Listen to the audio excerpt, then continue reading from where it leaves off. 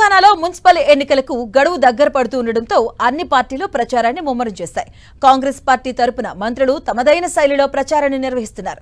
దీంతో పాలనాపరంగా వ్యవహారాలను పక్కనబెట్టి ఎన్నికల ప్రచారాన్ని నిర్వహిస్తున్నారు. సీఎం కేటాయించిన పార్లమెంటు పరిధిలోని మున్సిపాలిటీలో, కార్పొరేషన్లో ప్రచారం నిర్వహిస్తూ బిజీగా గడుపుతున్నారు మినిస్టర్స్.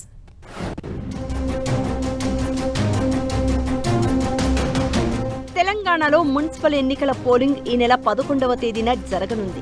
ఈ నెల 9వ తేదీ సాయంత్రం 5 గంటలకు ఎన్నికల ప్రచారం ముగియనుంది. దీంతో మంత్రులు ఆయా పార్లమెంటు నియోజకవర్గాల్లోని ఎమ్మెల్యేలు ప్రచారాన్ని ముమ్మరం చేశారు.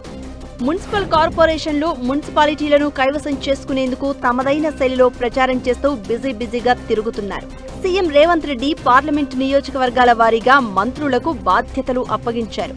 దీంతో మంత్రులు వారికి కేటాయించిన పార్లమెంటు నియోజకవర్గం పరిధిలో పాదయాత్రలు, బైక్ ర్యాలీలు, ఇంటింటి ప్రచారాన్ని నిర్వహిస్తూ ఓటర్లను ఆకట్టుకునే ప్రయత్నం చేస్తున్నారు.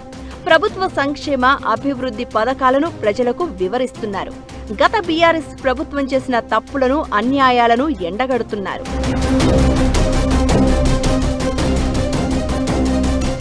ఉమ్మడి కరీంనగర్ జిల్లా పరిధిలోని మున్సిపాలిటీలు, కార్పొరేషన్లలో మంత్రులు తుమ్మల నాగేశ్వరరావు, పొన్నం ప్రభాకర్ సుడిగాలి పర్యటనలు చేస్తున్నారు.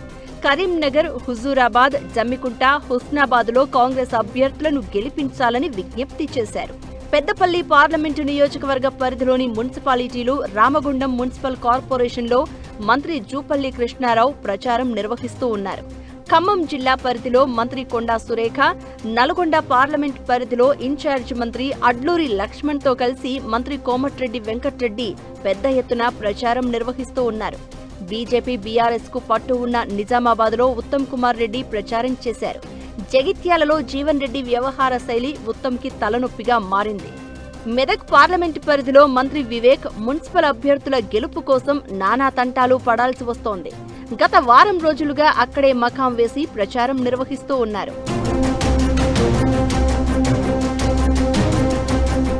ఉమ్మడి మహబూబ్ నగర్, సీఎం రేవంత్ రెడ్డి సొంత జిల్లాలో వింత పరిస్థితి నెలకొంది.